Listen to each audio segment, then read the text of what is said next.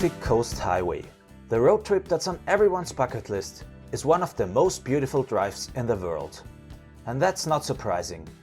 The beautiful San Francisco, the charming Carmel-by-the-sea, the jaw-dropping landscape of Big Sur, the glamorous Santa Barbara, and many more destinations along the drive on California's coast, which is with just over 656 miles also the longest state road in the Golden State, are worth visiting more than just once. Later in this video, you'll hear some important tips for your road trip, so make sure to pay attention.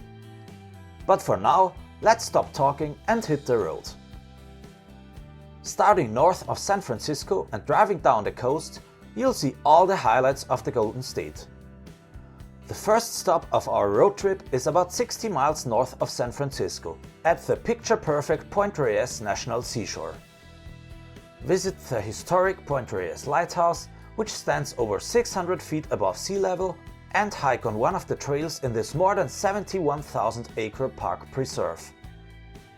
After spending some time at Point Reyes, let's hop in the car and start a 90-minute drive to our next stop, which is the impressive Point Bonita Lighthouse, the third lighthouse built on the west coast, and the only US lighthouse at the end of a suspension bridge.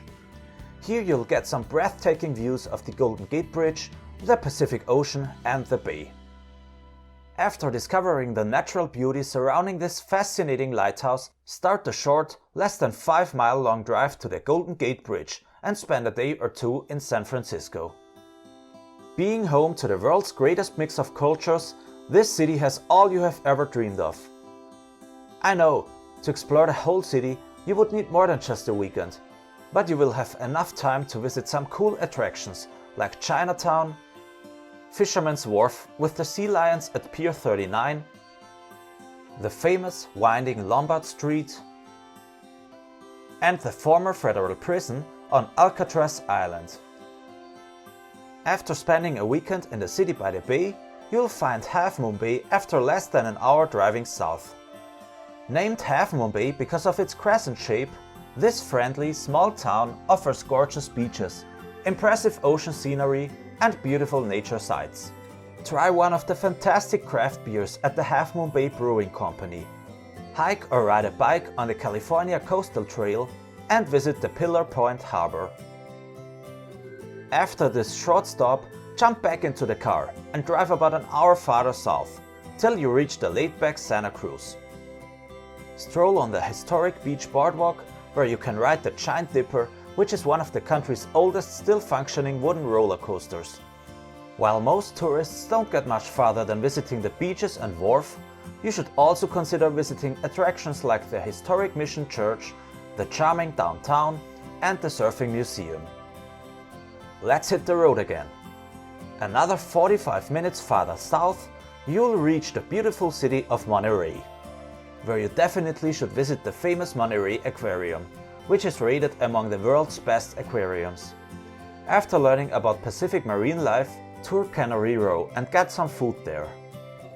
Before driving through the beautiful Big Sur, make another short stop after about 5 miles after Monterey and experience the stunning, spectacular stretch of white sand in the charming town of Carmel-by-the-sea.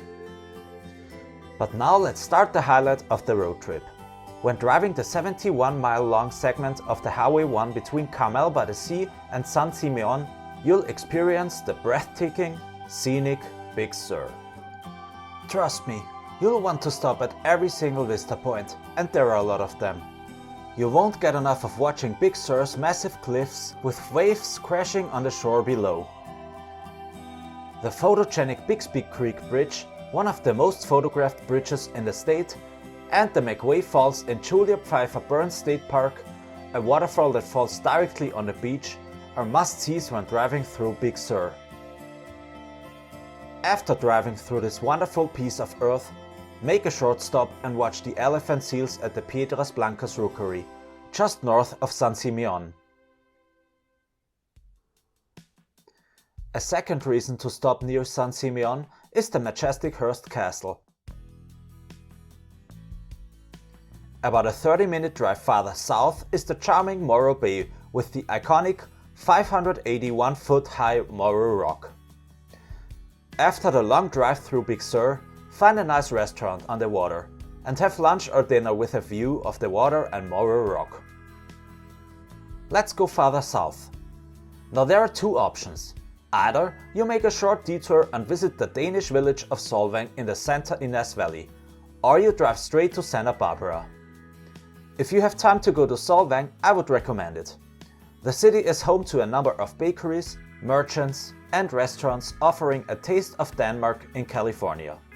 The beautiful Mission Santa Ynez, more than 100 nearby vineyards and the remarkable architecture make this city be unlike anywhere else in California. 45 minutes away is Santa Barbara, also known as the American Riviera. The Mission Santa Barbara, called the Queen of the Missions, is equally as beautiful as the one in Solvang. Strolling down State Street and admiring the city's Spanish colonial architecture, visiting the magnificent county courthouse and having a stunning view from the clock tower, Santa Barbara is one of a kind. Also explore Stearns Wharf, enjoy some seafood while overlooking the ocean and visit the Sea Center on the Pier, before strolling on East Beach. Let's hit the road again. After about 1 hour 15 minutes of driving south, you'll reach Malibu with its perfect beaches for surfing, mansions of the rich and scenic hikes. A perfect place for doing that is for example Point Dume State Beach and Preserve. Also make sure to visit El Matador Beach, which was on my list of the best beaches to visit in the US. It takes about 30 minutes to drive from El Matador Beach to our next stop, Santa Monica Pier. After arriving in Santa Monica, walk on the pier and have fun in the Pacific Park. Take a walk on the beautiful Santa Monica State Beach before you go shopping on the 3rd Street Promenade. When you're in Santa Monica, you should also consider visiting the nearby Venice Beach and hang out on the boardwalk, including Muscle Beach and all the buzzing. After about an hour driving south, depending on traffic, you'll reach the beautiful Laguna Beach. With its 7-mile stretch of perfect white sand and picturesque cliffs, this city is one of the prettiest in the entire state. Ideal for a day at the beach, you'll never want to leave again. At Interstate 5 south of San Juan Capistrano, which is about 10 miles farther south, the Pacific Coast Highway ends. And while this video is titled The Best Stops on the Pacific Coast Highway, I think it's worth your time to continue your trip to the southern end of the California coast in San Diego. From Laguna Beach to our second last stop, the gorgeous La Jolla, it's a 65-mile drive. This neighborhood in San Diego is a first-class collection of beaches, bars and restaurants. My favorite thing to do there is experiencing a kayak tour at La Jolla Cove and watching the sea lions and other wildlife. Another 25 minutes in the car and you're at the last stop of the road trip. Unless you want to visit the beach that was ranked number 1 on my video about the best beaches to visit in the US, it would be very close. The last stop in this video is Point Loma. This peninsula has been described as where California began. Here was the landing place of the first European expedition to come ashore in present-day California. Point Loma houses Cabrillo National Monument and the Point Loma Lighthouse, and boasts one of the best harbor views in the world. If you're lucky and the day is clear, you can see Mexico to the south and the snow-capped mountains east of Los Angeles to the north. Before this video comes to an end, here are some important tips. To experience the best views, make sure to drive from north to south, so your car is on the ocean side of the road. Consider spending a night in the Madonna Inn in San Luis Obispo. This landmark hotel is unlike anything else. You'll love the over-the-top interior design. Don't be overzealous with planning your trip. Maybe you'll love one place even more than the others and want to stay longer than planned.